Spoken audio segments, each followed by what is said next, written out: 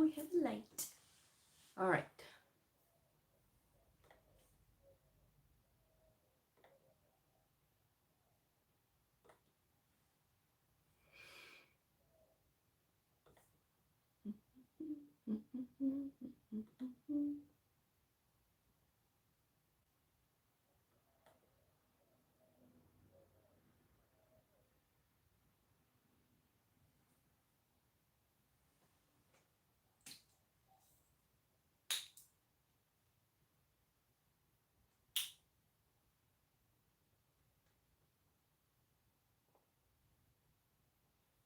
Hi.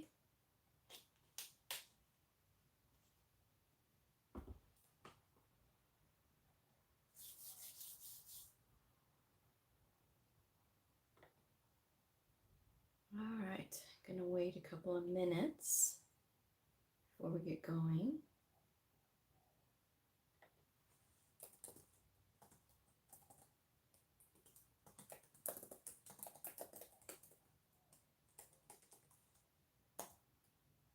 Hi, Michelle. Hi, KY. Thank you all for being here. All right.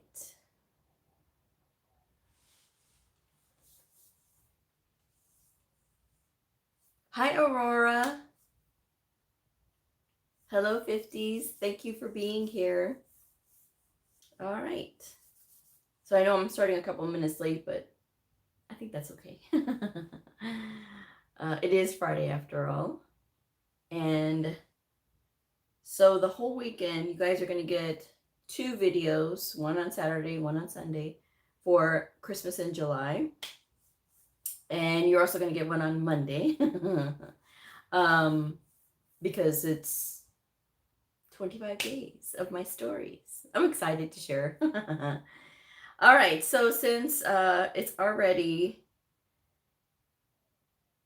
I love these live streams, are so cool. I don't understand what is Christmas in July. Okay, I'll get into that in a minute. Okay, so if you are brand new to my channel, welcome. I am Blue. I'm a medical coder. Okay, so today's episode is going to be about self-care and active listening for medical coders. Now, you might be thinking, really, Blue?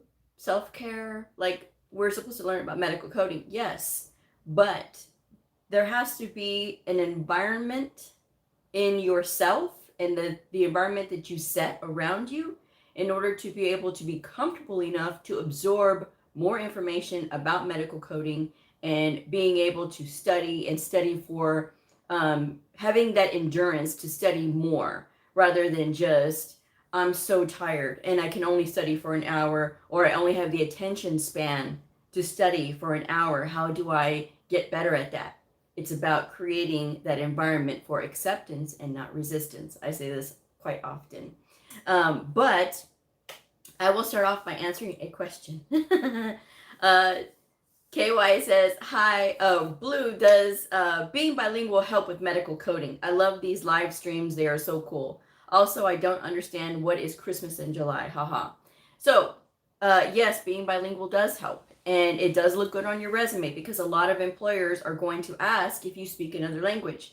If you are bilingual, they are more apt to hire you because you would be able to speak to anybody and you'd be a more valuable resource versus the people that are in the office that don't speak Spanish or don't speak another language. Okay, it's not just limited to just Spanish, but it could be German, it could be any other language.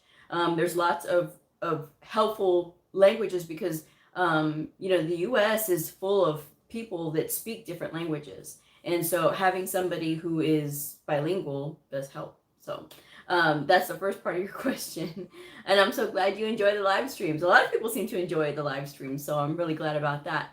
The other thing is, what is Christmas in July? So Christmas in July, the idea behind it, especially on YouTube, the reason that they do it is because usually, when you're preparing for Christmas, it seems like it's so far away, yet we are over halfway through the year. So there's just a little bit of Christmas spirit in the air, and it gets you prepared for the holiday season. And why not celebrate the one holiday that a lot of people love at the end of the year, which is Christmas? So that is why we do it. There are some YouTubers that do it, some don't do it. It just depends on if you want to participate in it or not. Last year I did only weekends for Christmas in July. So I would do the regular show during the week, and then I would do the Christmas in July episodes on the weekends. And it was basically tips about the specialties, about the different specialties. But I don't know why it just didn't, like, the views weren't very much on those.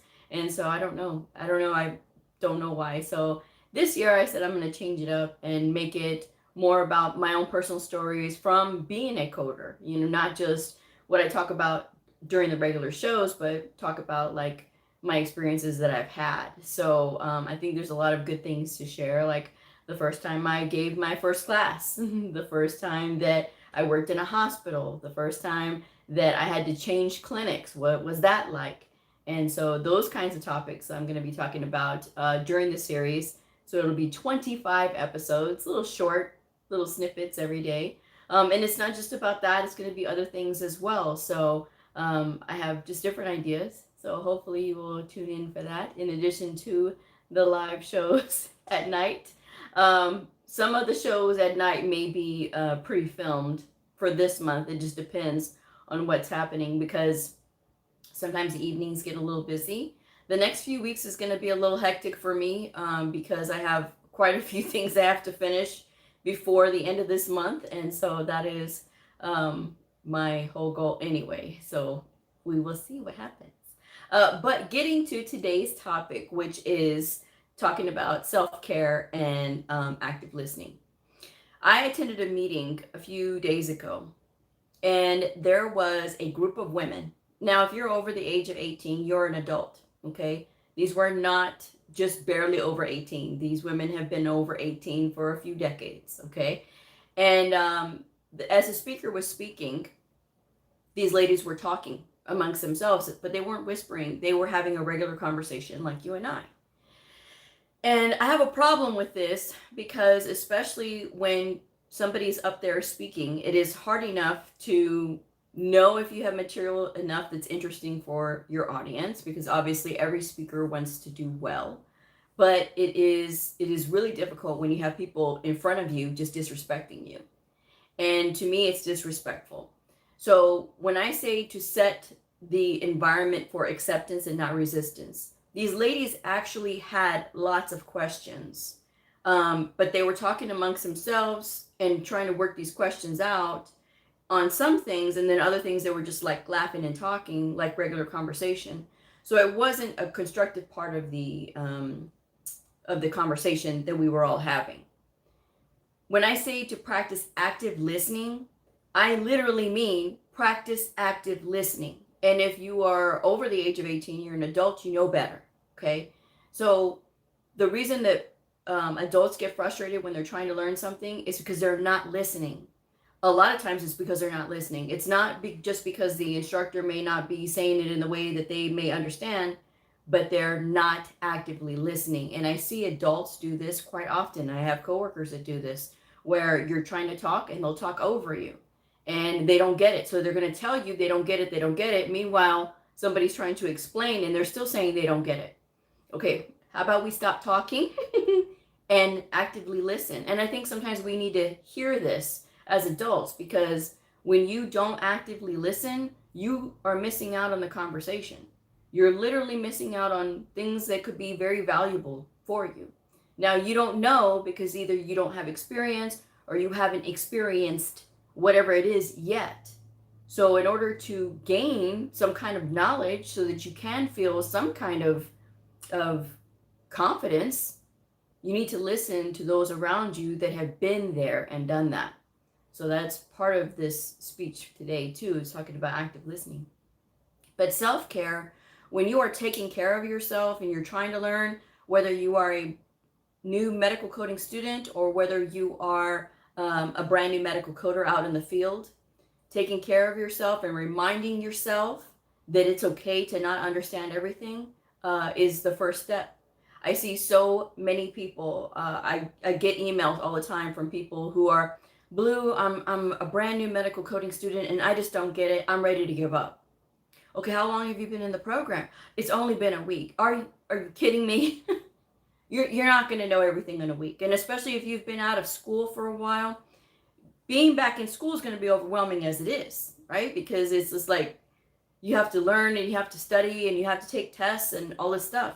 So knowing that you're going to have this kind of stress is going to prepare you so that you're not going to want to feel like you're going to give up even when you're in the first week or maybe even in the first month. Because if it's that easy for you to run, you're always going to run. And for adults, you know, we are the masters of our own universe. We don't have another adult to tell us what to do. It's not like when we're kids where, you know, you're in school, that's your job is to learn. It's the same thing when we're an adult, but a lot of times adults are like, I'm an adult, I don't have to listen to this. Okay, yeah, you don't have to listen to it, but it would make it a lot easier if you did. And just because somebody is trying to help you doesn't mean that they're trying to insult you. That's another thing too, is that sometimes adults will think that because you're trying to help them, you're trying to insult their intelligence. And I've had those emails as well. There's nothing you can do for people that think that you're trying to insult them when clearly you're not. So you just have to kind of take the good with the bad, which is what I do.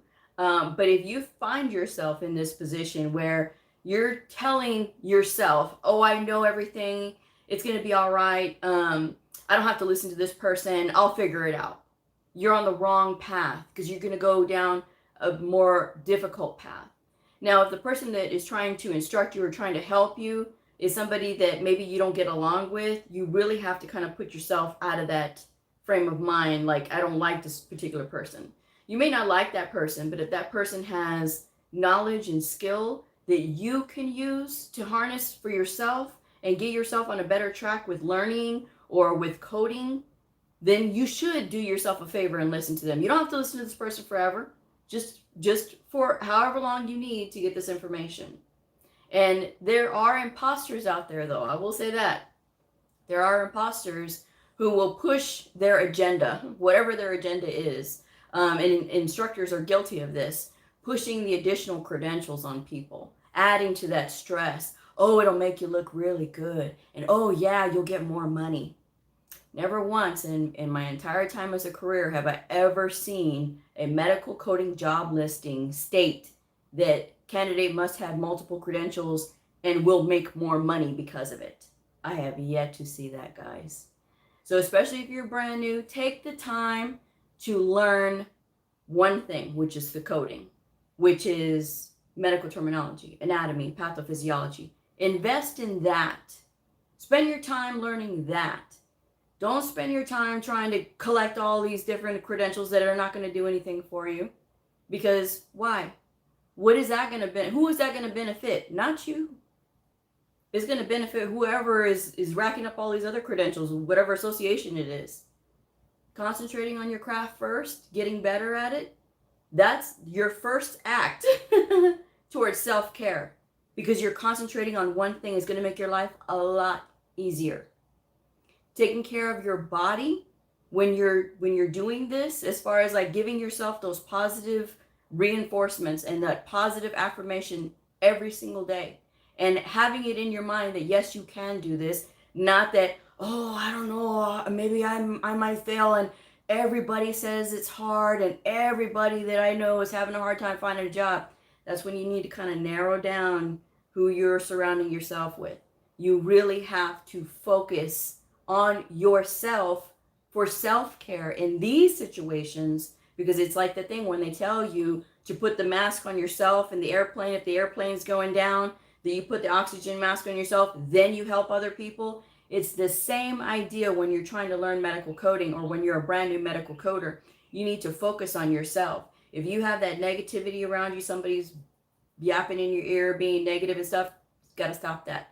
You're an adult. You can stop it. It's self-care for you to say, I'm not going to listen to this. I'm going to do my own thing. I have my goal. This is my goal. This is what I want to do. And nobody can tell me that I can't do it. That's where you're going to be on the right path.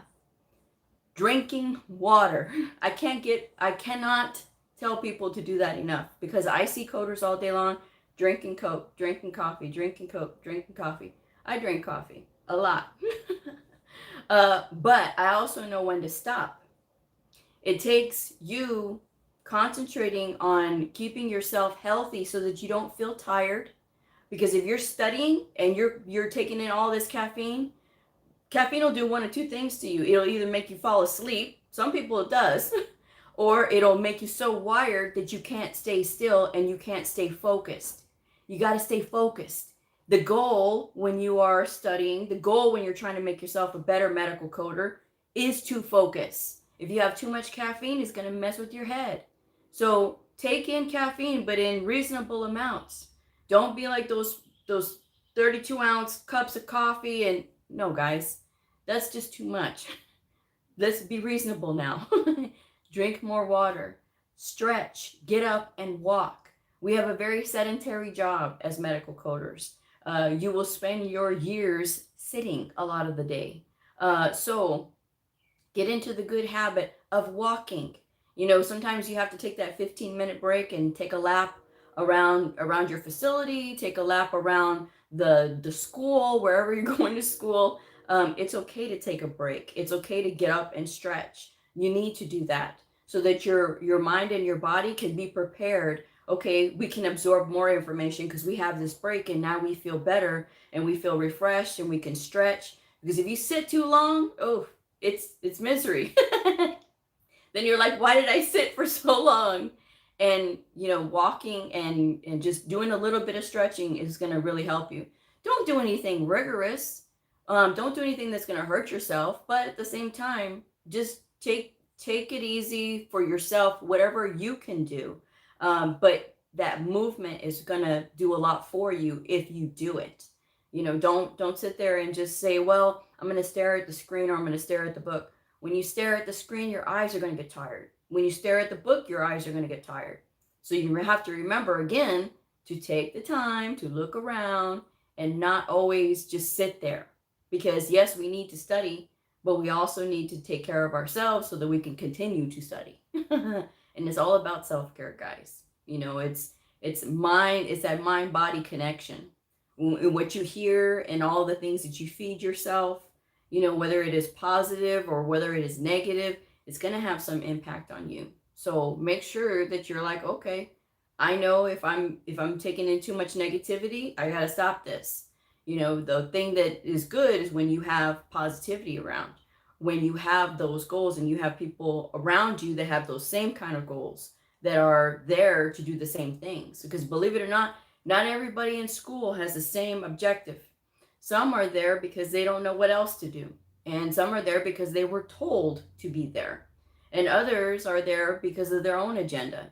Well, they hear that it's all this money because somebody sold them a dream.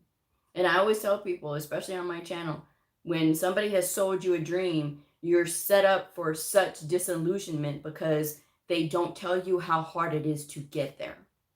If you're willing to accept that it is a challenge, it is a journey to get there, then you're all right, because then you're going to be prepared for those things. But some people want things and they want it right now.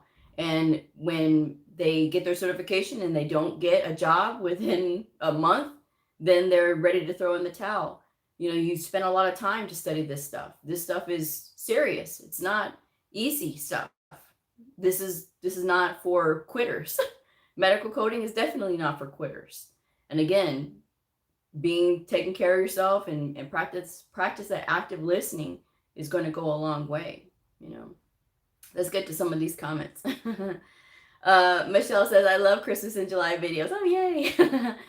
I just got finished with A&P classes and it was brutal. Positive mindset is key for sure.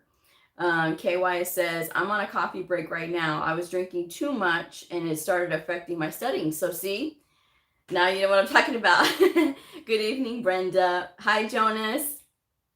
I got my CPC back in 2019 and it has been a struggle finding a job. This week I was offered a billing position and a promise to move to coding within 8 to 9 months. Thank you for all your content and advice. That's wonderful. See, and it's all about having that positive attitude and still sticking with it. Because again, you know, you spent the time to do it and you spent the money to get it, and you have to continually feed that credential in order to keep it. So you may as well make it worth your while. get ready for that, So, I was very excited yesterday about the response to E&M Study Hall. So thank you guys so much for tuning in. If you tuned in yesterday or if you've watched the playback since then, it was a very lively conversation. I enjoyed it very much.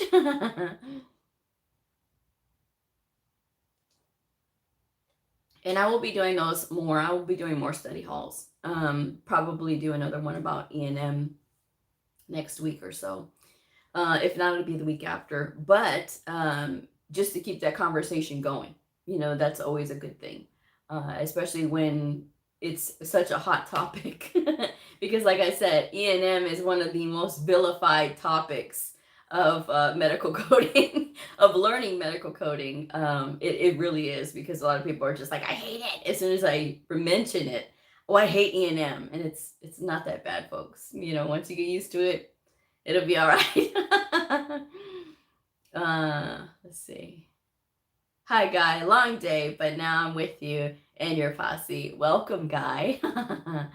I see more comments coming in. Christopher, my job involves sitting in one place for as long as 1.5 hours on the phone. Coding shouldn't be this sedentary, should it? I mean, it is, but it's up to you to be able to move around. Clearly, you can have a break to be able to move around. And that's what I do. Hannah, how often is E&M actually used in a coding position? Does it matter on the job type? It matters what clinic you're in, because not all clinics have E&M, and not all coding positions require you to do E&M, like risk adjustment. There is no E&M or procedure coding at all in risk adjustment, because it's all diagnosis coding.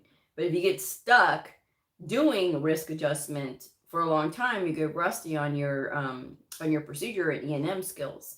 So, you could always go for risk adjustment, but I always tell people, if you're going to start with risk adjustment, do that for a while just to get yourself in the door, and then make sure you get into some kind of clinic coding, because risk adjustment is only diagnosis coding. And while it is important for statistical reasons, it is also important to keep yourself and your skills sharp, because you never want to lose those skills. I'm just saying. And PT is just all, it's typically not E&M either. PT and OT is all their particular procedure codes for PT and OT. So that's one that doesn't have that typically. So if you're looking to avoid E&M. But I have seen a job posting that says that they will not consider PT and OT as coding experience because of that. So something to think about if you're going to look for these jobs.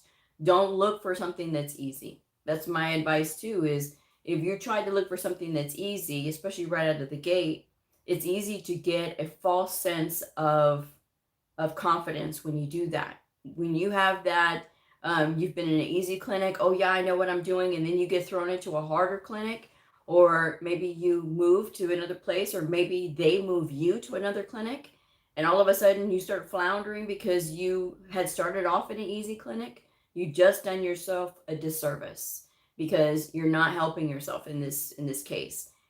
You have never been a coder before. You don't know to be scared. And that's what I did. In my second position, I did profi coding. And when I got there, they told me, my boss, I remember her telling me, do you mind doing profi coding? And I said, I don't even know what that is, but you just show me how to do it and I'll do it.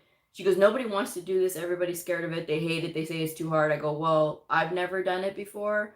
And as long as you show me, I'm sure I'll be fine, because I don't know to be scared. I don't know to be scared of this. And as a brand new medical coder, you should have the same mindset. You don't know to be scared because you've never done it. Whereas somebody might say, well, cardio coding is hard. Another person might say, well, I loved cardio coding when I was in school and I did really good with it. And it's a piece of cake to them. Same thing with ortho, same thing with podiatry.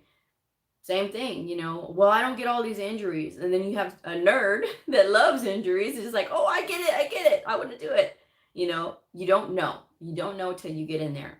And I always tell people, don't get comfortable with something. Just try it out and go on to the next thing. so that way you can get exposure to all these clinics. Because starting off easy, because I want to start off easy, again, is not going to prepare you. You know, you want to prepare yourself. You want to get out there and just jump right in. Because if you're scared and you're not gonna, like, wow, I don't know if I want to do that or not, I'm gonna fall flat on my face.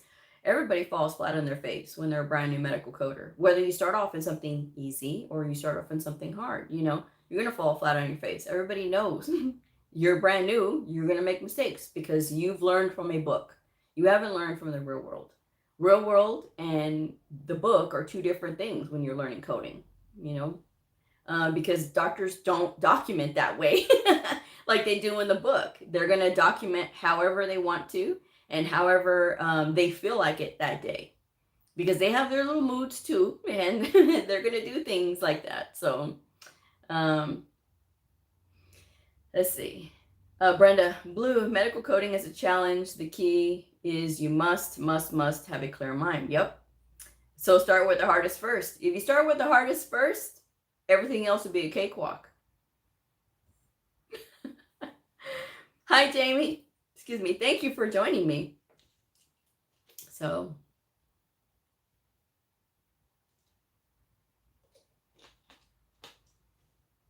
yeah, these jobs, they're something else. I mean, and you know, it really all depends on who you have as your supervisor as well, or if you have somebody who actually does care to help you. And I was very fortunate in my second position to have the boss that I did, because, you know, she's an amazing friend. I consider her a friend to this day. But she really had all the patience in the world to teach me. And I was willing to make those mistakes, you know, and to be like, well, you know, I don't get it, you know. And she took the time to show me the E&M tool. She took the time to go through with me all the different specialties that I was in. Because it wasn't just coding for one specialty like internal medicine. It was literally everything, every single specialty under the sun that did prophy for that facility, I had to do. So I did moms, I did babies, I did MICU, I did the ortho, I did podiatry, I did psych, I did everything. So I had a broad range right out of the gate when I came here to this facility here where I'm at now. So, you know, it helped. It helped a lot, and not having that fear and be like, okay, you know, I'll take it, you know, I'll take whatever you got. Because a lot of times, sometimes brand new coders will try to dictate. I've seen this happen as well.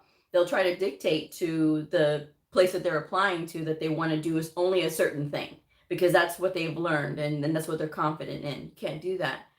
Because the chances and likelihood of you getting hired, kind of like telling them what you want, is not good, you know, because they're gonna be like, okay, well, you know, they're only good for this particular specialty. So if we don't need it, we don't need that person. So you want to make yourself flexible and available for anything and everything that comes along. Hannah, is this career something where you move job to job frequently? No. I've been in the position that I've been in. I've been in it for the last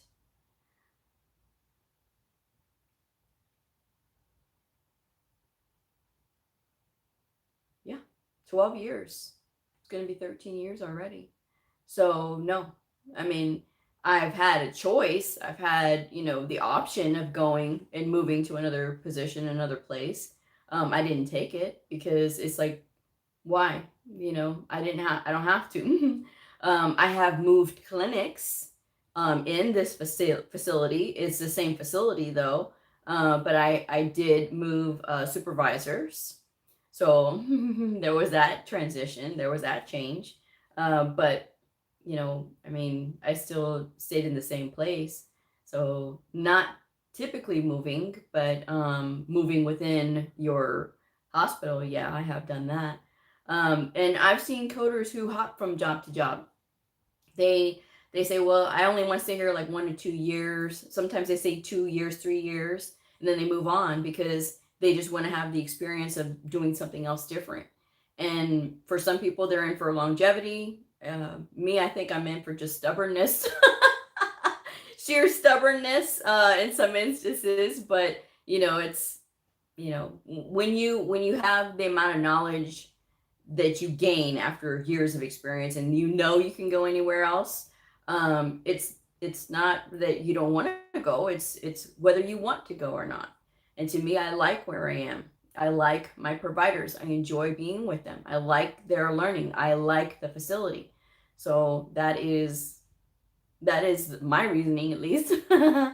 um Jamie, I really enjoy coding, and I really love all these medical coding videos you do. Oh, thank you. Thank you, Jamie. Or is it just in the beginning that you would move from job to job frequently? I've seen people start off in one place, and that's where they're still there. And I've seen people that, were there for like a few months, and then they moved on to something else because they didn't like the people, or, something like that. So it depends on the individual. But if you are somebody that moves a lot because of your spouse, right? It is a good field to get into, because there's always going to be a need for medical coders no matter where you go. And so that is always an option for spouses whose spouse moves around. Hopefully that answers that one. Hi, Tran. Hi, Rebecca. Blue, when starting out, what is the best medical coding to do for a beginner? As I just said, anything. You have to be prepared for anything. You have to be willing to go into anything, and you can't put up those walls. When you put up walls, you put up those barriers, it's going to keep you from growing. And when you are a brand new medical coder, you got to be able to let yourself grow. And you got to be able to let yourself fall, and you got to be able to feel those feelings, those uncomfortable feelings of, I don't know this. If you don't know it, you got to figure it out. And if hopefully you have somebody around you that's really good and patient with you, like I was just saying, how my second boss was very patient, and she was like, okay. And it was about after a week, of me, like, just a few questions here and there, and then like following up with her, and then I had it, and then I was off and running. So, that didn't take long at all, because, I had somebody who was with me who really helped me in the beginning. So it helps when you have a supportive group around you. But if you don't, then that's when you have to take it upon yourself, and which is sometimes unfair. Yes, I will admit it is unfair, which is why I always try to give a helping hand to brand new coders, no matter how much experience they come in with. I always tell them, hey, I'm here to help, because I think it's important to have that kind of team camaraderie type deal.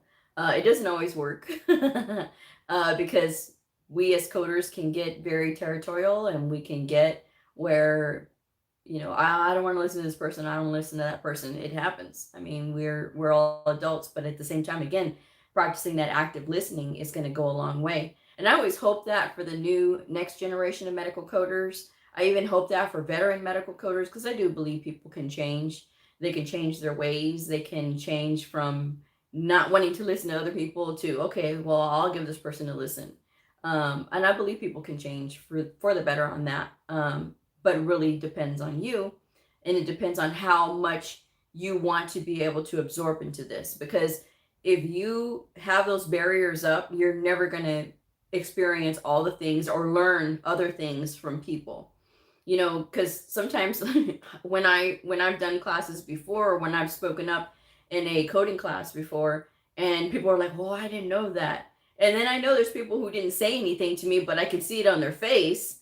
Oh, I didn't know that. Well, okay, I'm going to remember that for next time. And they won't say anything to me, but I know I just taught them something. So for me, that's worth it, because it's not about me. It's about that provider who had a coder who did not know something, and now they know something. So that's even better, because again, when you look at it like that, it's not about you. And that's what I keep telling people is, when you put yourself aside from this equation, that is what opens that door for you to start learning more, because you're not sitting there, not listening to folks and I'm going to do it my way because I know what I'm doing, when you haven't had the experience or the time in to know what you're doing yet. So like I said, don't be stubborn. Be willing to listen. And you don't have to say anything, just be willing to listen. And like I said, don't be like those ladies that were talking while somebody else was talking and really disrupting a very good class. This was a very good class by a very knowledgeable lady. And I could hear them saying, well, I don't understand. I don't understand. Okay, well then let's stop talking and let's listen so that you can understand, you know? Tran says, I got a job and we'll start next week. Do you have any recommendations for me? I'm a new grad and I'm so nervous. Thank you for your videos. It's very helpful. Be willing to listen to people. Practice active listening. Don't speak unless you have a question, but save it to the end. If somebody's training you, save all your questions or write them down, but actively listen. And if you have the option to start anywhere, go wherever they put you, wherever they need you. You can always tell them, wherever I'm needed is where I'll go. And that's what you can say. Because sometimes they will ask you, employers will ask you, well, what clinic would you like to code, if they have like an option or whatever, wherever you need a coder right now. And sometimes they may throw you into the most difficult because they want to see what you're made out of. They want to see if you are going to sink or swim. And some places are like that, where, you know, they're going to say, okay, if I had the option of having new people, right? If I was an employer and I was hiring new people, that's what I would do. I would not start them in the easiest clinic, because guarantee you somebody's already working in the easiest clinic. And it's typically somebody who's been there for a while. So what I'm going to do is I'm going to prepare my people. That's how I would look at it. I'm going to prepare my people for anything that gets thrown at them. So I'm going to put them in the hardest clinic first. And if they complain, okay, I'm going to see what you're going to do with this complaint. Are you going to continue to complain, or are you going to grab the bull by the horns and start looking up your answers, or start being proactive and learning what this particular clinic is all about, or what this thing that's confusing you is all about? Are you going to do that? It's not a head game. It's meant to prepare you.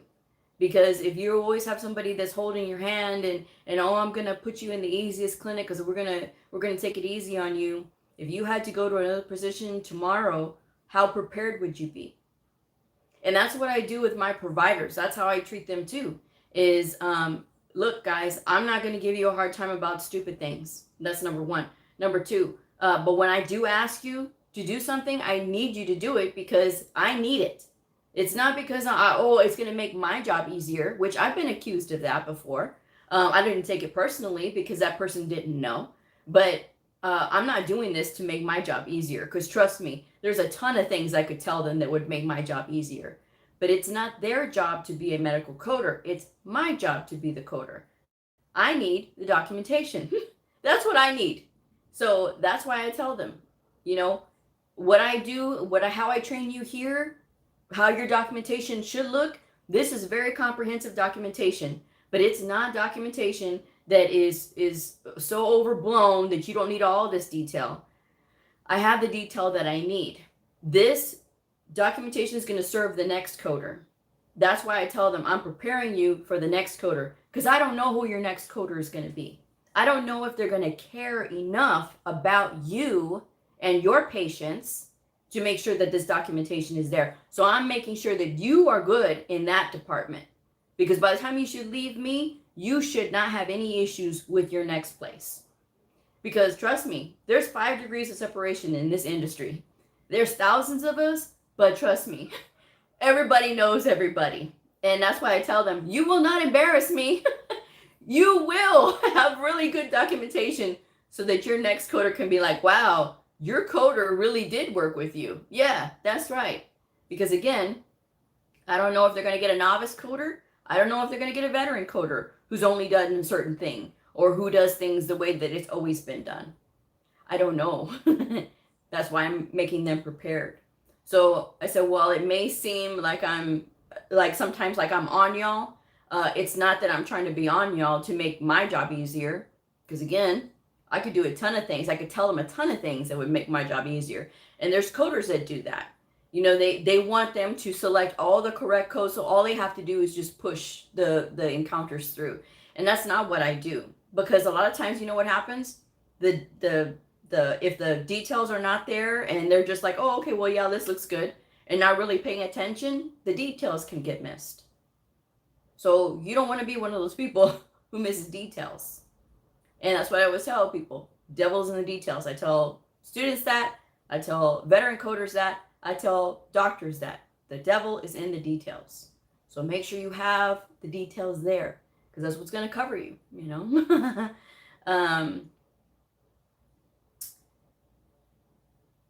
Christopher, I don't like sink or swim. Hi, Mark.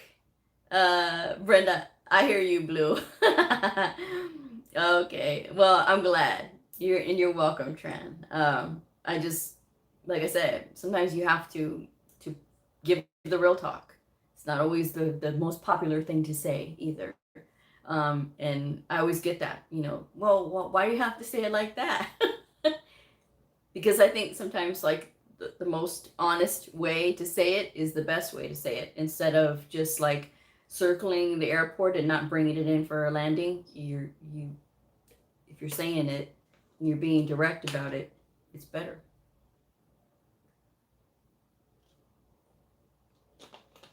A lot of travel analogies I'm saying tonight. I miss traveling a lot. But yes, taking care of yourself, that's the moral of the story today. And being kind to others by respecting them enough to listen to them is going to set that environment for acceptance and not resistance. Same thing with your providers. Acceptance, not resistance. Because if you have a coder that's constantly ragging on the provider for what? Nothing. For little stupid things, then you have a problem, because they're not going to listen after a while. It's the same thing with coders, brand new coders. You know, you can't reject everybody's help. You have to be able to listen to somebody, and always listen to the person that's showing you their references. If they're just showing it to you because they're saying, we've always done it this way, that's the wrong thing. You know, especially if they can't show you the supporting evidence for it. So that is that is something to know. But yes. So it is Friday night, and it is raining. It's very humid outside. I think it just stopped. But does anybody else have any questions tonight?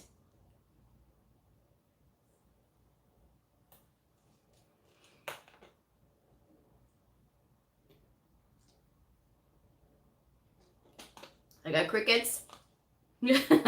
Okay. Well, I will see y'all again tomorrow for Christmas in July.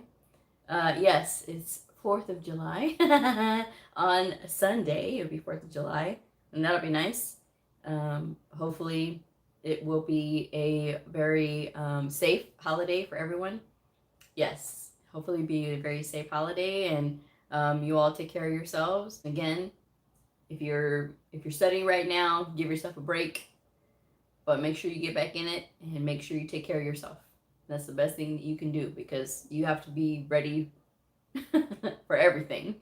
So I'm going to go ahead and wrap this one up. If you haven't had a chance to subscribe already, please do. Like this if it helped you. Share this if it helped you. And I will see y'all on the next episode. Bye.